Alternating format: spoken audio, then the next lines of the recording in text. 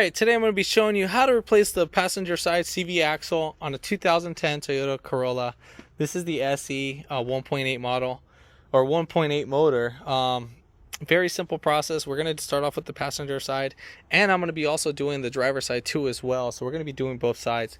The driver side is going to be a separate video, so just keep in mind on that. We're only going to be doing the passenger side. You're going to need some basic tools, nothing too crazy. Jacking up points. I jacked it up from this little sub bar right here, so the one with the little tow hitch on it, and then I put obviously our jack stands right here on the lower subframe. The same thing right over there, we put it on that subframe too as well. But yeah, again, nothing too crazy. If you haven't already, give it a thumbs up, comment down below if you have any questions, and hit the subscribe button for more upcoming videos in the future. And thanks for watching.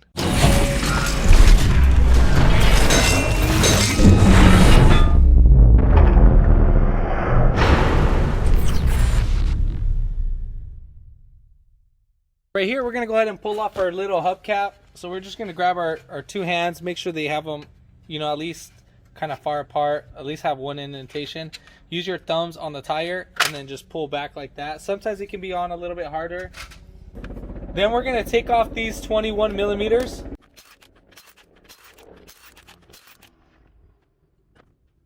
Alright, so you're going to need a 12-point socket. Again, you can rent this tool set. The part number is going to be 27321, but the only size that you actually really need is a 30 millimeter. Part number is 27321, B as in boy. And so we're just going to sit this right over here, and we're going to take off that nut. Now, let's say if you don't have an impact gun, what you can do is you can stick a flathead screwdriver right in between here. And what you want to do is you want to put the flathead through these little slotted holes. And that'll lock it from inside the caliper from moving back and forth. So you're gonna lock it and you're gonna be stationary. Also, another thing I forgot to mention in this video, don't forget to hook up your emergency brakes and put some blocks behind the wheel. So we're gonna go ahead and tap on our axle. Now, if it's on there pretty tight, you can spray some WD-40 or some PB Blaster. But I think this one should be fine. So yeah, we're good on this one. Alright, so next what we're going to go ahead and do, we are going to take off our bolts right here. And we're going to take off our ABS sensor. Now the thing about our ABS sensor is that either this can go bad or like we can break this out. If we are going to break it, then we need to go up from the bottom and take that off if you didn't want to break the sensor. But I'm going to try to take this off and see if I can manage without breaking it. You probably might need to spray some WD-40 on it, just in case. I don't think it should be stuck on there just because of the ring gear. But we're going to use a 10 millimeter right here just to take that off.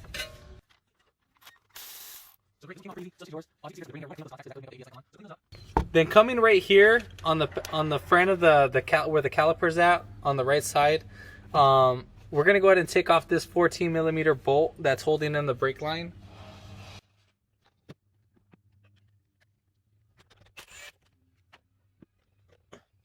So now that we're free right here, we'll go ahead and move down our ABS wire, and we'll put down our brake line right here just so we can have enough clearance to move around and take off the axle. Alright, so we're going to go ahead and take off our 22 millimeter bolts. There's 4 in total. What you can do is you can use the 22 millimeter on the nut side and probably use some adjustable wrenches. I'm going to see if I can try it without that.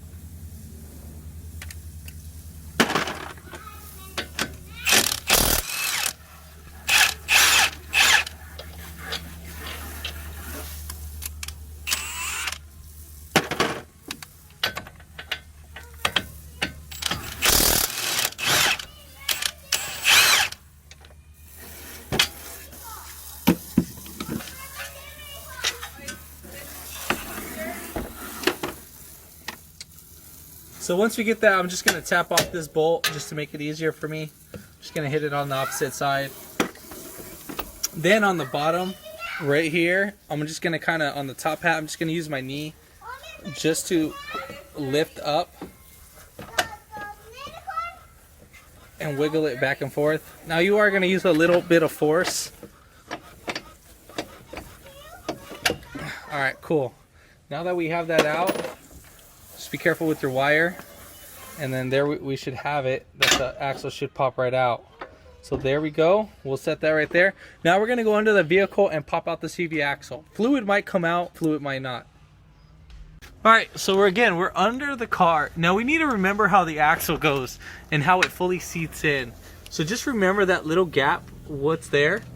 So now what's next is that we need to separate the axle from the transmission.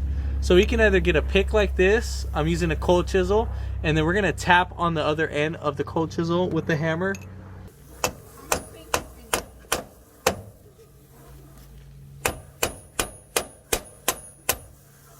All right, so now we're getting it separated. Now I was hitting in a certain spot. All right, so fluid is coming out. We need to hurry up and do this. So right there I was hitting on this. I will show that in a little bit, but I need to knock this out as fast as possible so we don't lose all our fluid. All right, so we're gonna go ahead and pull out the axle. I'm just only gonna show this part, the zoomed in version. So we're just gonna pull it right out. Now fluid's gonna start leaking out pretty quick. So be quick as possible about this. So now we're gonna be putting in our new axle.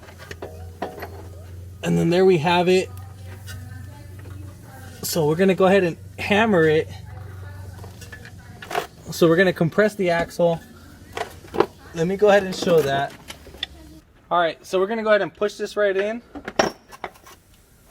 So make sure it's fully collapsed in, and then we're gonna hit it in. Now what we're doing is we're trying to see, as you can see, the axle's moving in.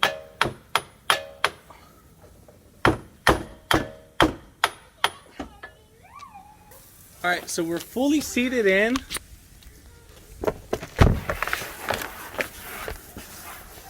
All right, as you can see, we're fully seated in. Probably maybe I lost, I probably want to say about 4 ounces of tranny fluid. We need to go ahead and top that back off as needed. But as of right now, I think we're good. All right, so we're gonna go ahead and put in our axle. What you can do is you can lubricate the splines with grease. I'm not gonna do that.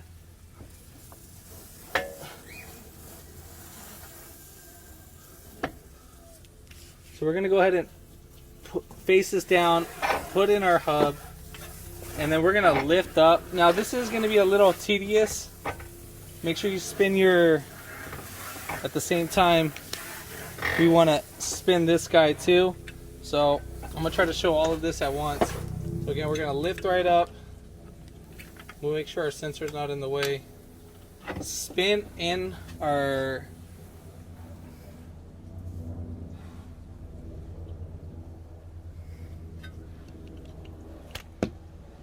so we're gonna spin in our axle.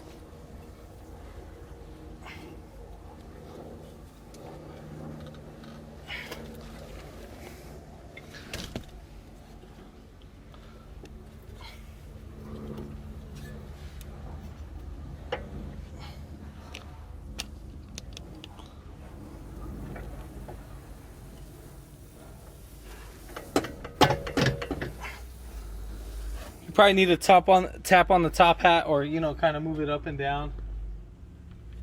And then now we're ready to put inside the shock.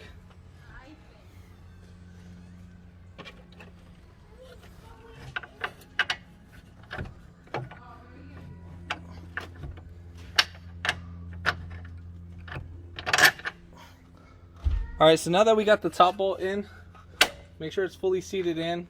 And then for this top bolt, we're gonna push the rotor towards the vehicle.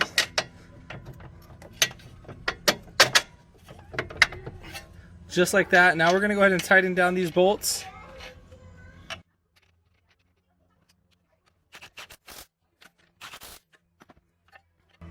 Now we're gonna fix our ABS sensor. I'll show you right now how it goes. Make sure that's fully seated in just like that, where this little spline is actually in its groove. And then we'll put the brake line right back in. Make sure the brake line goes through with the ABS wire too as well.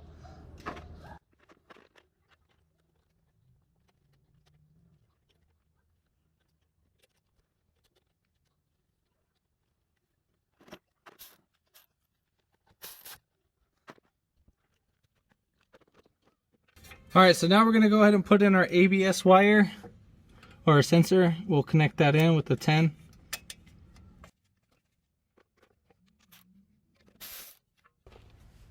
So now we're gonna go ahead and tighten down our CV axle nut.